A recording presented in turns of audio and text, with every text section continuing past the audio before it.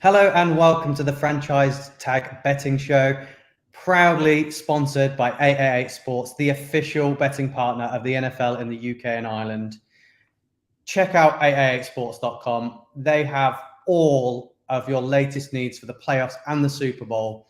They're what we're going to be using tonight. We're going to be on there, so you're going to see everything from our perspective. But do check them out at 888.com. And remember, guys, always bet responsibly, be gamble aware, and kids, don't even think about it. You've got to be 18 plus to get on this. So, it's for the adults. It's one for us. Adam, it's wildcard weekend. It is. You're not in it for a rare occasion. No Packers, so you are officially a neutral in going through them and placing the bets. Yeah, I'm kind of quietly looking forward to it. There's no pressure at all. There's no stress. There's no ridiculous late night staying up till 4 a.m. watching the Packers screw up as they always do. So, it's kind of like there's a lot of pressure off of me on that. So it's good. It's going to be a good weekend. Lots of games, a few that look a bit dead games, to be brutally honest, and then some that look really, really good tight games. So it's, you're going to get a bit of everything, I think. It's not called wildcard weekend for nothing. Those dead games, no one's out of it. Once it comes to playoffs, anyone can win at any time. The best team could lose, the worst team could win. And with that being said, should we hop on over to 888 and have a little look? Yeah. Right. Here we go. As always, go down the list, check them out. You'll come at us with some beautiful odds. I'm sure you've already had a look at them, Adam, and got some more winners in the bag for us. So the first game tomorrow at 9:30, it's the Seattle Seahawks at the San Francisco 49ers. Yeah, so personally, I think we're kind of starting with a bit of a dead game. I think the 49ers are very, very strong, have got a really good chance of going quite far in the whole of the playoffs this year. They have a really good defense. They don't give up many touchdowns on the rushing or passing side. They're in the top 10 for both, so really like them. Against the Seahawks, who are not as good when it comes to the defense, and they do struggle a bit more. And offensively, they've done pretty well this season. They've managed to put up some points in quite a lot of games, but they are going against this really good 49ers defense, so they're going to struggle. When you look at the 49ers, obviously you like Christian McCaffrey for a touchdown any time, but he is 8-13. He's really, really short. So it does kind of put you off because he is that short. But I do like the one that just we have to mention, and we have been mentioning if you've been watching over the last 4 or 5 weeks, is George Kittle. It's like you knew already. He's already got him up there. I was on it. It's not even pre-prepared. I haven't got notes for what you said to me. I just know where you're going with this. So George Kittle is 6-4 anytime. He's had 7 touchdowns in the last 4 games. And not only has he managed to have 7 in the last 4 weeks ago, he played against the Seahawks. He got 2 touchdowns in that game. I'm not saying he's going to get 2 touchdowns in this game, but he is definitely a weapon that Brock Purdy has grown to love ever since he's come in. And it feels like that he's going to keep going down that route. The only other person that I kind of like the look of, because you've got Samuel who's coming back from injury, so not mega keen. Brandon Ayuk, you've kind of seen him drop off a little bit, and most of the ball's gone to Kittle with Brock Purdy there. But the one that I do like is, although Christian McCaffrey is going to get a lot of the ball and the rushing attempts, Elijah Mitchell is also going to see quite a bit of action, I think. At 21-10, he's a good price, and he's going up against this Seahawks defense at ranked 27th when it comes to giving up rushing touchdowns this season. So I think Mitchell is definitely worth looking at. On the Seahawks side, it's really difficult to kind of have much excitement for any of the players, really, just purely because you're going up against this 49ers defense. You always sort of look at Metcalf at 11-5. He might be worth having a look, but I don't think I personally would be going there. For me, it would be Tyler Lockett at 12-5. Just big bomb over the top, he's always got a chance of scoring. So I think he's a decent price for that. But that's about as far as it goes. And I do like the over on this. I think the points is about 42 at 10 to 11. I think the over's worth looking at, because I think the 49ers are capable of putting a good 25-30 points up in this game. I don't think it's going to be as a lot of games that are playoffs are tight games. I don't see it in this one. And yeah, I just think the 49ers are going to be far too strong for them. Yeah, I think the joy we've got with this game is we've already seen them play against each other twice already this season. So we've got something to go off of what we can kind of gauge and where this game might be, because it's been 2 games. And I believe, if I'm right, the offense only managed to get in the end zone once for the Seahawks. So it's tough. And I think that was Noah Fant as well.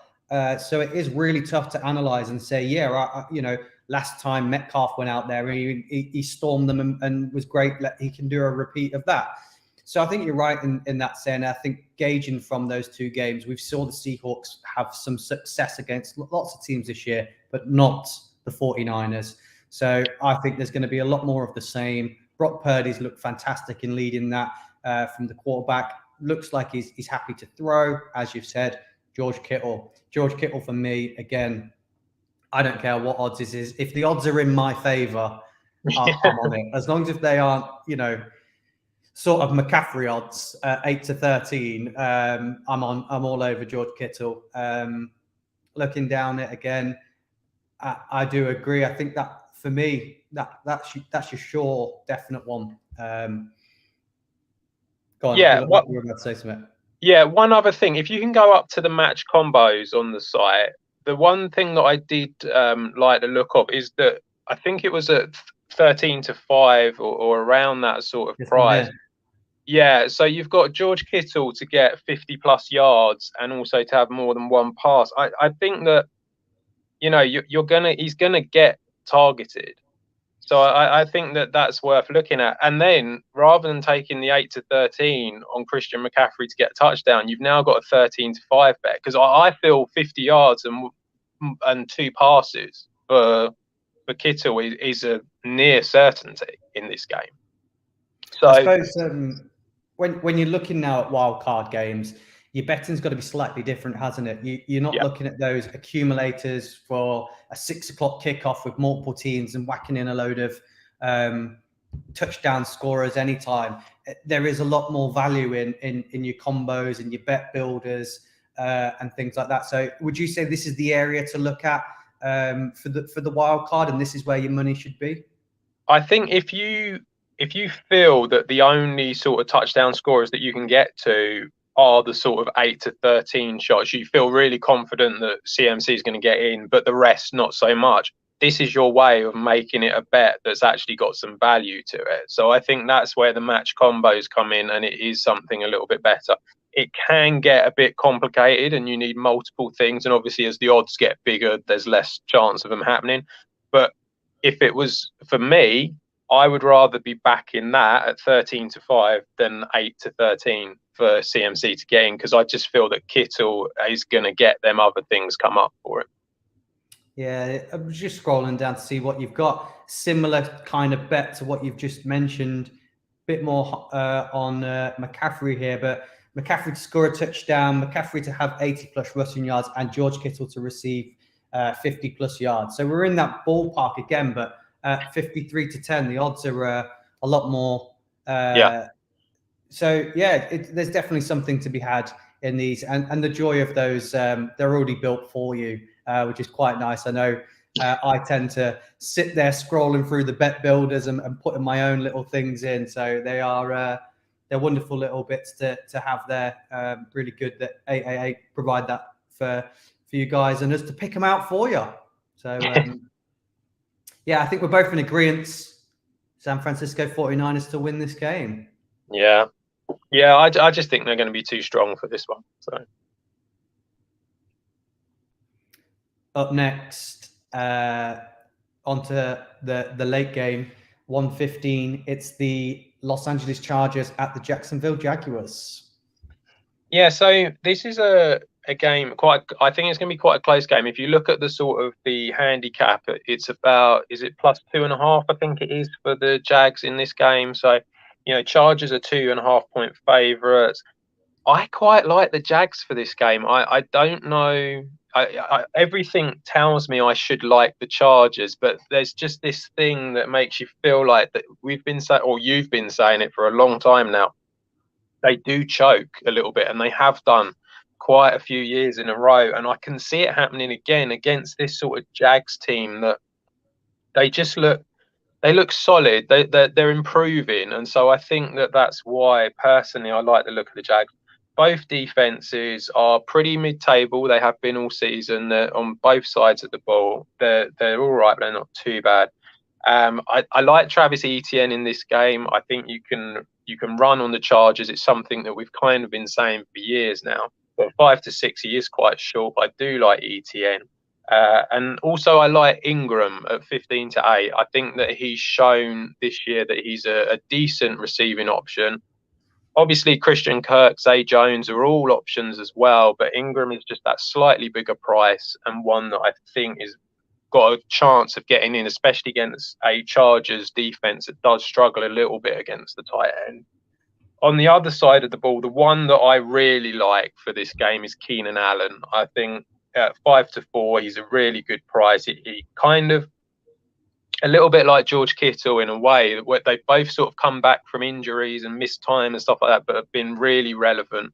Justin Herbert targets him all the time. And so at 5 to 4, I think he's got a very good chance against this Jags defense that were tied 19th against passing touchdowns. So you can score on them. And then Mike Williams, we've just found out that Mike Williams is going to be out for this game. He's got a fracture in his back, so he's not going to be playing. Because of that, I like Gerald Everett. I think Everett he's always a target as well for Herbert, and he's decent at a slightly bigger price of 11 to 4. So I think he's worth having a look at. He's definitely someone that's got a chance of getting in. But yeah, I do. I like the Jags for it, and I just the fact you can get the +2.5 as well I think is quite a nice one. But I just think the Jags have got a good chance of getting this over the line and finally getting a playoff win for they haven't done for a good few years. Yeah, definitely. I fully agree. What's spoken about quite a lot in sports is momentum. And that's definitely what the Jags have got behind them, sweeping the Titans and then going down the stretch, playing the likes of the Cowboys and the Jets, who people were really, really hot on, and managing to get the wins there. I think that really puts their good stead in their side, and they've had that extra day rest. And Trevor Lawrence just doesn't know how to lose, does he? He's a champion. He's been a champion everywhere, high school, college, and now, he's not quite a champion yet, but he has won his division. So that is technically in tick in the win column for him. So I really like the Jags in this game. And as you mentioned, the Chargers have been shaky. They've not been convincing in all their games, especially of lately. And I think they really missed the trick in the last game of the season, where they continued to play their starters for a good 3/4 plus of the game. I thought that was a bit of a mistake on their part, because that's where they picked up some of the injuries. I think they picked up 3 knocks during the game to a couple of key players. And as you've just said, Mike Williams was one of them. I think Keenan Allen took a bit of a knock as well, didn't he? Yeah, he's meant to be all right for the game, but yeah, he did take a bit of a knock. Yeah. So I just think they're not going to be as well rested. They are going to have that, and I think they've got a chip on their. They're going to be playing knowing that they've been in this position before and didn't do it. So you've got to play with that in your mind all times. Whereas the Jags have got nothing to lose, have they? No. So I feel like that puts them in a really strong position. Love the Gerald Everett bet as well. He's one of those guys that's been there and done it, knows what these types of games mean. But I'd definitely be on. I mean, I don't really like the odds on Travis Etienne. They're a bit short for me. But I've said all season, it doesn't matter who he's come up against. He's a win. Also, if you can just quickly go onto the bet builder thing, we've got a quick bet builder that you can do, because if you go on to 888, then you can have a bet builder on any of these games that are on wildcard weekend. And also, if your NFL bet builder does lose, then it means that you can get the money back as a free bet up to £20. So that's something that's worth looking at. Now, I quickly had a little look at it. So I did the Jags plus 2.5, because like I said, I feel they've got a good chance of winning it, but why not take the points as well? I had Keenan Allen to score any time. I think, as we've said, Allen is just a really strong receiver for Herbert, and he's going to get lots of targets put in there. And then finally, under rushing yards, we went for Austin Eckler. Rushing yards over 44.5 for Austin Eckler. Now, Eckler's a really good, running back. He's going to see lots of the ball, and it's worked out to 9-1. And as I say, it's kind of similar to the match combos, but this is if something that you want to do yourself because you really like these ones. As you've seen on here, you just bring them all together, comes as 9-1, click it, and it comes up on your bet slip, and you can do that. And as I said, you get your £20 maximum bet for like your money back if it loses. So I think this is a good thing that you can do as well. That's a little bit different, just as a little bit of fun, and just, as you can only do 20 quid anyway, so you can't go mental on it. So yeah, I think something like that at 9-1 is a good price to go for as well. It's a no-brainer, really, isn't it? You just having a bet. And as I said, these are isolated games where there's just one game on the TV at one time. You haven't flicking through. If you're a red zone watcher, you're getting all the bits all at once. So if you sat watching a game, I do find little things like this. Make it that if you're not a supporter of either of the teams, but you love NFL, I find these little things make the game just that little bit more exciting when you're watching it. And it's always nice to have a little bit of a dabble on these little bet builders, and there's a bit more of your own identity in it when you're picking out the things that you like as well. So love the bet builders. I do them all the time for the English football. So definitely a way forward with these games. Yet again, Adam, we've agreed. This is becoming a common theme towards the end of the year, especially the last week, that we're agreeing on teams winning. We've both got what I would say is probably an upset to most people for us both to go for the Jags in this one. Yeah, I think most people would go for the Chargers. It feels like when you read the team on paper that you would go for the Chargers. You feel like the wide receivers are a better quality, the running backs are better quality, the quarterback arguably is a better quality as well. You just kind of feel like all them big positions you would go for the Chargers, but they do have a history of bottling it. It is something that they do. And, they are away from home against a Jacksonville team that has got a bit of momentum and is looking half decent. So, yeah, you do, I like I like taking the points on that one. Do you think head coaches have a bigger part to play when it comes to playoffs? Those head coaches that have been there, done it, seen it, had success in the playoffs before. Do you think that plays a part? Obviously, you got one coach, the Chargers, been there and lost, and question marks on his head with that, and one that's been there, done it, and had success. Yeah, I mean, obviously Doug Peterson has gone and won the Super Bowl before with the Eagles. It can only be a benefit, can't it, to have that experience in his locker.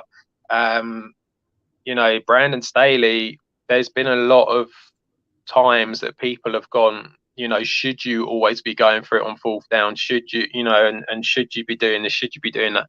And that maybe that's the reason why they've struggled to get into the playoffs, because it has been a couple of years now that they've struggled. And so, yeah, possibly. I mean, you have to feel that, your Bill Belichick, your Andy Reids, these kind of guys that have got in and have done really well and managed to win Super Bowls. Obviously, not everyone. Sometimes you get these head coaches that aren't as experienced that still win it, but more often than not, it helps. So definitely.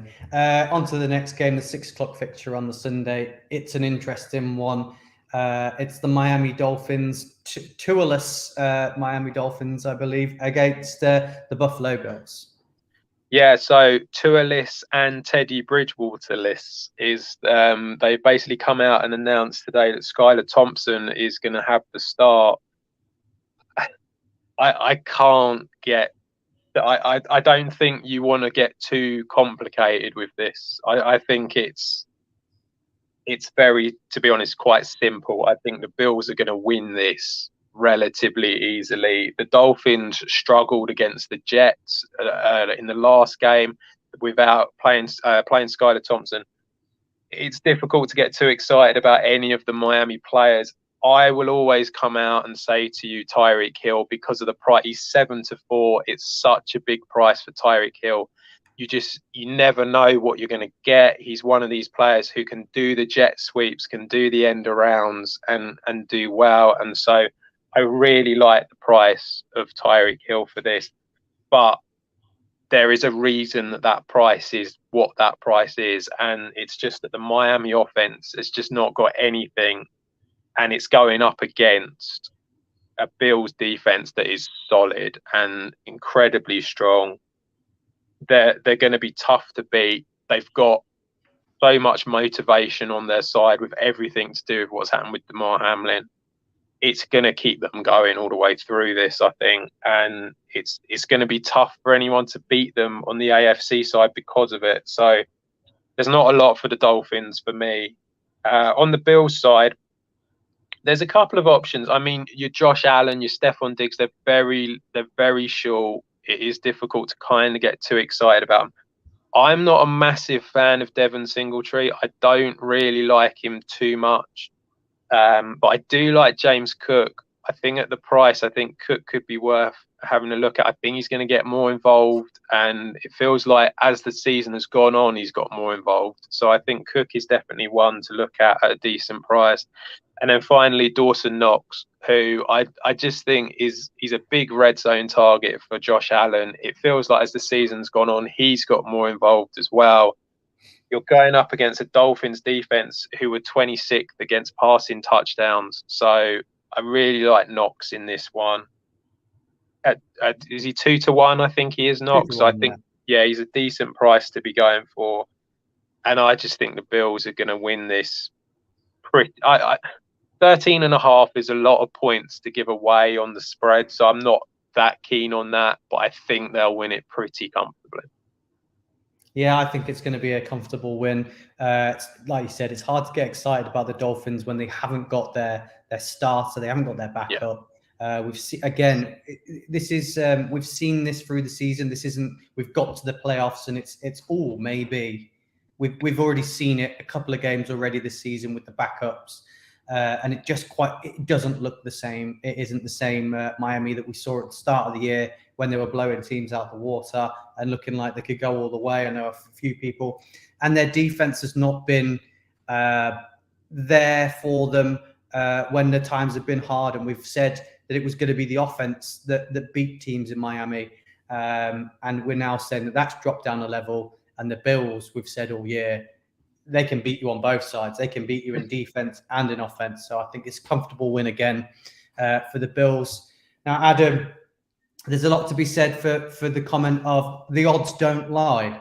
And we looked at the odds last night. We looked at the odds for which quarterback have the most throwing yards in the playoffs. And I believe Josh Allen was the favorite when we looked at these odds. So with that being said, do you feel there is got to be money to be had in all of the receivers at the Bills, or do you think it's best to stick to what you know and just go with the Diggs and Dawson Knox and think that's where it's going to go?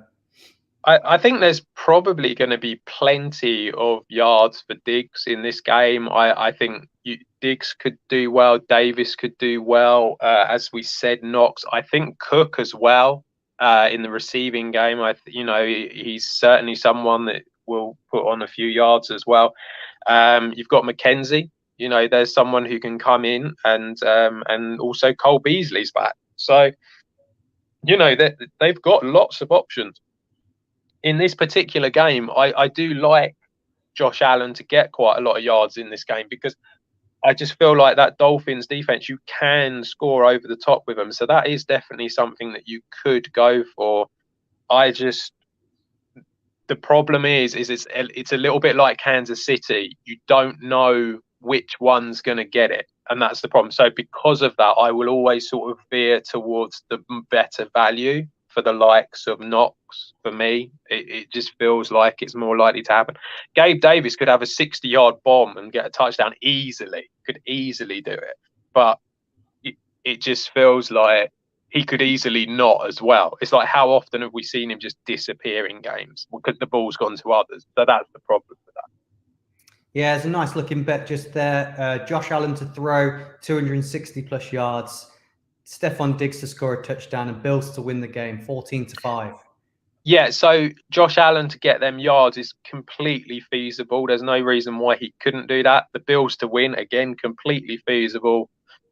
Does Diggs score? Yeah, there's a strong chance he can, but it might be Knox and Davis and everyone else, or it could be all of them. You know, this is the thing. So it's entirely possible that this is what I mean. So when I was saying, about CMC in the previous game, rather than take the 8-13, we went for the 13-5 on that with the other things that you felt were really good. You have to feel that Allen is strong at getting them yards. You have to feel the Bills have got a good chance of winning. So rather than take whatever the price on Diggs is, I think he 19-20, something like that. You kind of feel like, well, rather than take the 19-20, take that bet instead, because you're basically gambling on that bet. Sure. Yeah, it's the perfect thing to do. Again, another agreement. Buffalo Bills win. Comfortable. Yeah, I don't feel like that was much of a shocker, though, to be honest. No, that the two of those games we've gone with the favourite. There's only one upset so far. This might be an interesting one to discuss. Might split the people. The 9:30 kickoff is my New York Giants back in the playoffs again, going up against the Minnesota Vikings, which have finished the season with a great record, but people don't think that record really shows their talent that they've had this year. So this is a really, really difficult one. I have said one thing on the Tuesday discussion show that we had, and I feel like I want to say another thing for this one, because it's really difficult. There's multiple reasons to go for both sides on this game, and there's a reason that it's +2.5. It's a very tight game. And it's funny to say that, because obviously the Giants, they came third in their division. They went 9-7-1, so not exactly like, it's a good record. It's a playoff record, but it's not amazing. And then you've got a 13-4 winners of their division and looking very strong in the Vikings. And yet the plus minus is 2.5 on the handicap. So it's a really difficult one to look at.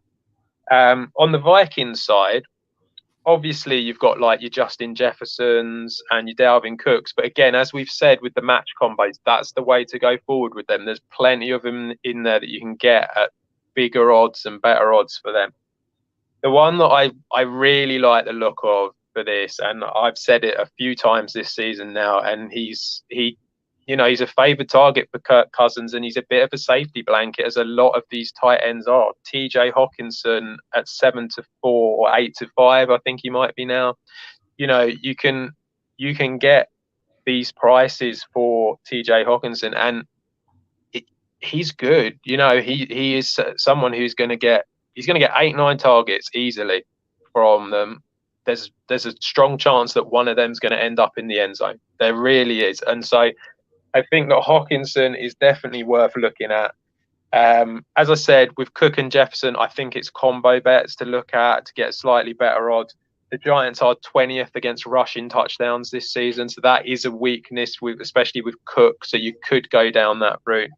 But I don't really like anything else on the Giants side on the Vikings side, to be honest, when it comes to touchdown scores.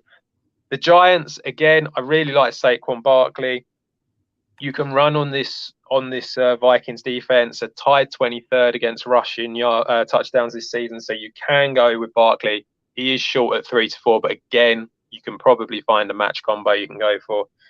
And then the wide receivers of the New York Giants it's a nightmare. It is a nightmare, but you can go over the top. That's the one thing you can do against the Vikings. They're actually only tied 14th against giving up passing touchdowns, but they are 31st against giving up passing yards. So you can go over the top of these guys and you can get a touchdown from them. To me, Darius Slayton seems to be the obvious choice at 12-5. I like Slayton. I think he's the big play kind of guy. But the one that I will say also is Isaiah Hodgins. Now, Hodgins seems to be getting more involved as the season's gone on, especially in the last few weeks. I think he's got a good chance of getting in this game because, like I say, you can score on the Vikings. And so at 13-5, he's a decent price. Yeah, definitely. I mean, again, it's another game where we've got some data on this. We've got something to analyze. We've got something to go by because they played as recently as Christmas. This fixture was, and the Giants had it sewn up if it wasn't for a 60-yard field goal when the clock's at 0 for the Vikings to win it 27-24. We've said all year that the Giants have been really run heavy all year, but when we look at when they played against each other, Daniel Jones had a day. He threw the ball 42 times, 30 completions, 334 yards and a touchdown. So there is definitely a chance that they can be beat over the top. Saquon had a lovely game as well, 84 yards and a touchdown. So definitely in there with them. And you've picked out the guy exactly who I was going to go for. It's Hodgins. He saw 8 targets in that game, which led it 89 yards, and he did get the touchdown from those receivers. So I can see there being a repeat performance. But like you say, Slayton, Hodgins, Richie James, they have been sharing it out. They have been all getting a bit of the ball. I just really, really like Hodgins. He seems to be the trustworthy guy when it comes to the red zone. And the red zone for the Giants has been a good thing this year. Our percentage has risen to one of the highest it's been in red zone. So, and I think we were up in the top end of the whole NFL when it came to that. And surely because we had that game sewn up against them, I've got to go with them again, that we can repeat it. We've seen the Vikings this year if the game doesn't suit them or the team they're going up against doesn't suit them, they're beatable. There's no adaptation. For me, it was a lot. I've said it a lot on the Tuesday show. It was a lot of Justin Jefferson getting them out of the mire with spectacular plays, and it can't last all the time. And with it being a playoff game, I really think the Giants are going to show up. They've showed determination and grit all year. I'm going to go with my New York Giants for a win. Could you imagine if I said anything different? Yeah, it would be quite funny if you did.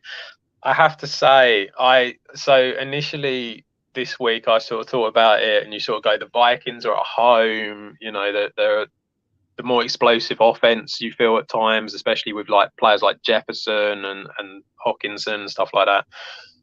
I kind of agree. I kind of think the Giants are going to win this, and it's something that I'm a little surprised at myself for saying, to be honest. But I think they probably are, and it's just it's the prime time factor and Kirk Cousins as well. There's just so much history of that. Like you said, the Giants did really well against them previously this year. I like them. I like the +2.5 at 21-20. You're getting odds against them +2.5. I like that. Yeah, I think that they've got a very good chance of getting this. And I must admit, I don't know how much further they'll go, but I do think they've got a good chance of getting this one. Well, it'll be the Eagles after that, won't it, if they get through that game?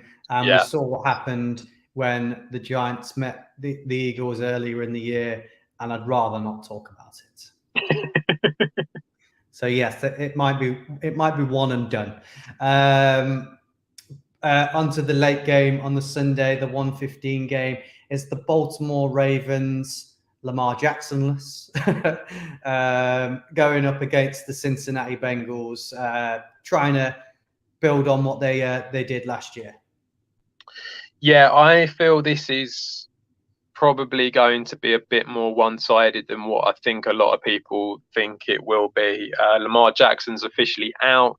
Tyler Huntley is questionable. I know he practiced this week, but he is still questionable. That they need him there. They really need him out there, because we saw last week what else they have, and to be honest, it's not a lot. I quite like J.K. Dobbins for this game. I think that he's got a good chance of getting in against the Bengals run defense, who are 13th against giving up rushing touchdowns. So I think Dobbins has a chance at quite a nice price. So I think that he's definitely worth having a look at. I can't get too excited about anyone else. It's a bit of a shame, really, because obviously, like, Mark Andrews is such a decent price there, but without Lamar Jackson, you worry that it's going to happen. Isaiah Likely is one that we've mentioned quite a lot this year, but again, he's a big price at 13-2. But I mean, without Lamar Jackson again, it's just a bit sort of, I don't know, it's a bit of a punt, but it's not really what I would want to be going for. On the Bengals side, it's the obvious. It kind of is. It's Jamar Chase, it's T. Higgins. I think both of them guys, especially Higgins at 6-5, I think is definitely worth having a look at. Chase is another one where you could maybe do a match combo, as with Higgins. You could do that as well. So I like both of them. The only other one and it's funny because it's not something that I normally go for, but it's something that you go for quite a lot. And he does have a tendency to do this. Joe Burrow with a little quarterback sneak. The only reason I kind of was interested in this was purely the price. I looked at it, and he was 5-1 when I looked at it. You don't usually need to scroll down that far to get Joe Burrow's odds. They're usually towards the top. This was the thing. Now, I know you're going up against a strong defense with the Ravens. They are a good defense, but I just get the feeling that I could see it happening, and I don't know why. I just feel like it's something that I could see Burrow doing. He kind of has that about him, doesn't he? Where when it gets a bit like that, kind of Mahomes like. You're at the real sort of pinnacle, you need to sort of make that move. Burrow will do it and will put it on his own back. So at 5-1, I really like the price for Burrow. So that was the one I like. I think the Bengals win it fairly comfortably. Yeah, it's really a shame when we talk about the Dolphins and when we talk about the Ravens, to go through your whole year and have so much success and get to this point. It's a shame they can't field their superstars and their leaders and their quarterbacks and give these games a bit more. I know there's somewhat of a Cinderella story if they manage to get through and they do upset one of these teams, but I can't see it happening, especially against the Bengals, who I believe are one of the strongest teams going into the playoffs for me. I really like what they've been doing and they look really good. And as you've just said, the Joe Burrow, I can see it in my head. Yeah, he's a smart quarterback, and that's what you like. It's you're not talking about one of those plays where he's scrambling for his life and he manages to get in. They look to throw it a lot and they'll look to use their receivers, and he's always good at that. But if it's not on, he knows when to tuck the ball, take it. He's got a good O-line in front of him, some big guys. I think I can see it in my head now in the red zone. For some reason, he's going left and he's in behind. He's in behind the left tackle and he's in the end zone. I can see it right now. So at 5-1, I'm already having it, Adam. I'm already having it. But yeah, like I said, the Bengals for me, I'm not going to go against them because I think they're, for me, one of the favourites to go all the way against a team that hasn't shown anything. I think we said in the middle of the season, even when they were playing well, it was a lot of Lamar Jackson getting them out of the mire and all on his back and him carrying them. And they haven't got that. They haven't got that factor. And we've seen, again, what it does to their team as a whole. So I've got to agree and stick with that. And again, I think you're right. T. Higgins is the guy, isn't he? He's the one. Always. Yeah, I think Higgins and Chase are great, and they're always going to be they're always going to be targets for Burrow, and Chase misses time, Higgins becomes the main target. The other way around, it's the other way around. It's like they're both great, so they're both going to be there, and I think that I could see both of them scoring quite easily. Yeah. Again, I was just going to reiterate that. I was actually going to say it, that I could see them both getting in. So take the bigger odds. Yeah. Take the 6-5 rather than 9-10. See both of them getting in. The next game up. It's the last game. I think this is another really interesting fixture. It's the Dallas Cowboys against Tom Brady and his Tampa Bay Buccaneers. Yeah, this is the only team where you say the quarterback's name first. Don't you? Tom Brady, Tampa Bay Buccaneers, because there has got to be that Brady factor in this. Adam, take us through it. Yeah, I do think it is an interesting one. Everyone keeps going on about Tom Brady and the Bucs, and it's the playoffs, and there's more of a factor because it's the playoffs. And I don't know if it is so much. You saw last year against the Rams; they were at home, they got beaten. I don't think there's as much of a factor as what there was. That believe that there was, but not now so much. And you've got this Bucs offense that has been, to be honest, been pretty turgid throughout the whole season. I mean, they've really struggled. They've conceded more points than they've scored. There's not a lot there to get that excited about. And you're going up against the Cowboys defense, which is pretty solid and has been all season under Dan Quinn. One area you can get at the Cowboys is in the passing game. They are liable to give up a few chunk plays, and so I do like Mike Evans at 6-4. We saw him at the back end of the season finally turn up. Well, they've been struggling most of the year, but finally turned up. So at 6-4, I do like Mike Evans. I think that he's a decent price that you can look at. And then I always go for Chris Godwin, 8-5. The reason I like Godwin is purely because he's going to get the targets. He just does. It's what happens with Brady, and he will always go there. The better bets, though, personally, I think, are on the Cowboys side. Tony Pollard has missed a bit of time, hasn't been involved quite as much, and so I'm not quite sure if he's going to be used as much, but Zeke will be used a lot. At even money, I think Zeke is definitely someone that you could get into the end zone, although he is going up against the Bucs defense that are decent against the run. But where the real bet is for me anyway in this one that I really like, and if you haven't guessed this by now, I'm going to be concerned for you. I can see you're hovering over the right one. CeeDee Lamb at 11-8. You are going up against a Bucs defense that are tied 28th against giving up passing touchdowns this season.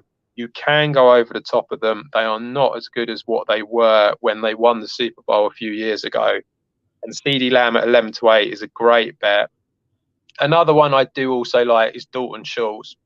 I think he's a good target for Dak Prescott. He's someone that Prescott looks for a lot in the red zone, and he's a much bigger price at 21-10. So I quite like Schultz. But yeah, really like Lamb for this game. I think the Cowboys win it. I think they're going to go there and actually and do it. And I like the -2.5 because it's less than a field goal, so you can have that at 17-20. And yeah, I think the Cowboys finally kill off Brady and the Bucs for this one, and they've been rough, and we deserve better. Brady's never lost against the Cowboys, has he? 7-0. He's vying for 8-0 in this one. He's got them in his back pocket, hasn't he? He's surely got to win this game. He's in the heads already. I spoke about the fact that we had a bit of history in some of the games, and I like the Giants one because it was so recent. These guys met in week 1, didn't they? And it was a bit of a blowout for the Buccaneers, and the Cowboys never really got anything going at all in either the passing game or the run game, which the run game's been so good for them this year. And I think CeeDee Lamb did he catch 2 balls for next to no yards? Yeah, I mean, I can't remember exactly what the score was, but the Cowboys barely put any points up at all. So 19-3, I think the score was in this game. But week 1, I'm not taking that as that's what we can say is gonna happen. now. We've seen so much turnaround in both these teams throughout the year in the way they've been playing. So I'm going to scrap that and not look at that game as the way to look at this. But I do. Everything points to the Cowboys should win this one. There's a lot of people even saying the Buccaneers shouldn't even be in the playoffs. It's only the fact that their division is so bad that they're in it. But the Brady factor for me in playoffs is just always there. 7-0, the Brady factor. He's in the playoffs. The season doesn't matter once you've made it this far. It's now down to this. And the Cowboys are another one of those teams. They blow it when it comes to the playoffs. So I can't see any change whatsoever in that. And it's going to be a win for the Buccaneers. What we can take, Leonard Fournette had a great game against them in week 1, didn't he? Yeah, that's true. I mean, Fournette is one to look at because obviously the Bucs will go through, will use Fournette a lot. The only concern is that the Cowboys defense were tied 3rd against rushing touchdowns in the season. I think that they'll try and stop him as much as they can, but yeah, I think it's going to be tough for them myself. But yeah, I know I'm going against history. I get that, but like someone has to on this podcast. That's never usually you. You always every betting show, you always say go with history. Go with what always happens. And then you've got wild card has got to your head, hasn't it? The wild is definitely in there. That's wild card weekend, Adam. That's the games. Which bets did are you tipping as the ones that you really like this week? Yeah, so anyone who watches us every week during the season will know that we do a treble normally for the early games and for the late games. I have done a treble for this, a touchdown scorers, because it's only the 3, but we can do that. So for the first one, we've gone for George Kittle for the 49ers. As we've said, feel like Purdy and him have got a great connection. I think that they'll put up quite a few points. So I really like Kittle. Keenan Allen for the Chargers against the Jags. I know I said, and we both said that we like the Jacksonville Jaguars to win this game, but Keenan Allen gets so many targets that you can't help but feel that there's a strong chance. And I'm interested as to where you're going to go for the next one. Oh, I thought T. Higgins was going to be the guy. So wow. T. Higgins normally is. He normally is, but we're going to go for CeeDee Lamb on this one. And the only reason really is I just like the value on Lamb. I think that 11-8 is a really nice price. And to be honest, I can't see him not scoring. So I quite like that as a treble. That's something you can do. I mean, it's essentially a form of a bet builder that you can do. I think is it just under 13-1, something like that? 12.66-1. Yeah, so that I'd quite like to look at that. So yeah, I think that they've got a good chance of getting in. Yeah, fully agree. Like that bet, like the odds. Odds are good on that for the names that you put it in there. There's we spoke about this before. There's not those risky ones, is there? They're the names that tend to always be in there. So really, really like those odds with it.